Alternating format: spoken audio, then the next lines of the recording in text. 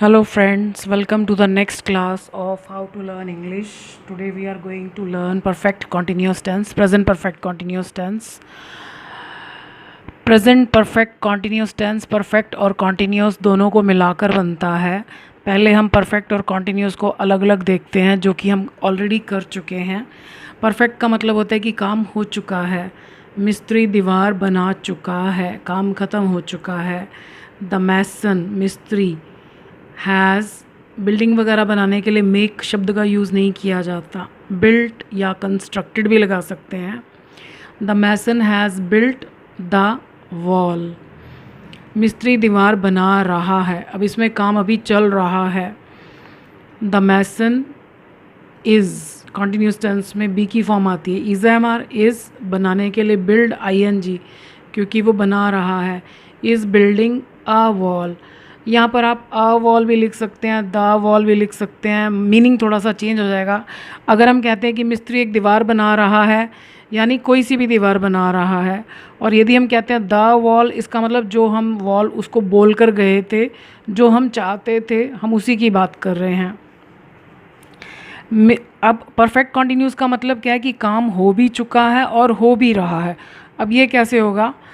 अब ये सेंटेंस देखिए, मिस्त्री 2 घंटे से दीवार बना रहा है, इसमें भी काम हो रहा है, लेकिन इसमें ये 2 घंटे से नहीं दिया हुआ। मतलब इसका मतलब है कि जिस समय सेंटेंस बोला गया उस समय ये काम चल रहा है। कितना हो चुका है, कब तक चलेगा, कुछ पता नहीं।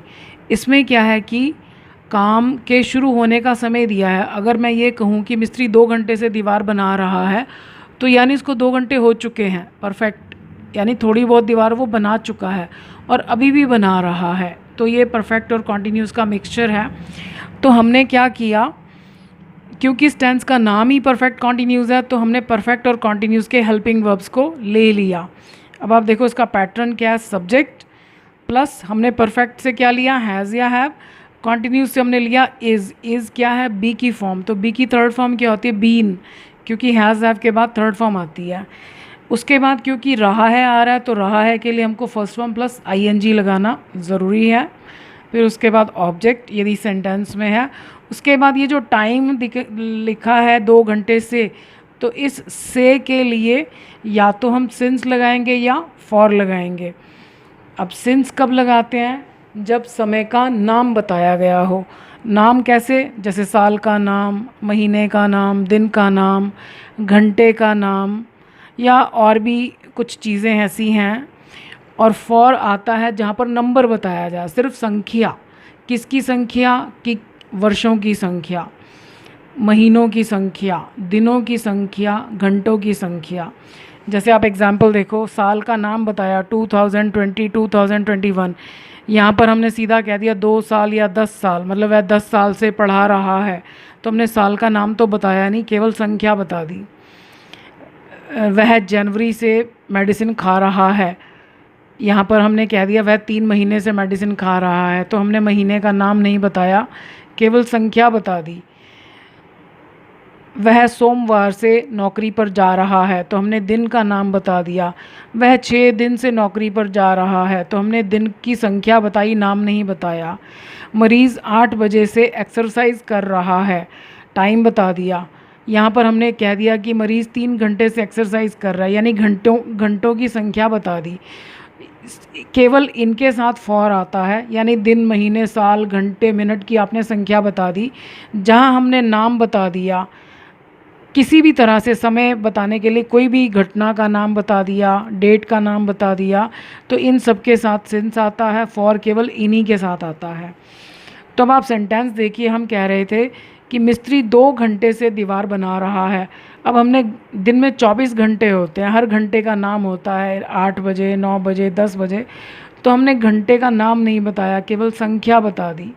तो द मैसन, अब परफेक्ट का हेल्पिंग वर्ब लगाया हैज़, कॉन्टीन्यूस का बीन, और उसके बाद आईएनजी, बिल्डिंग क्या, द वॉल, फॉर 2 आवर्स।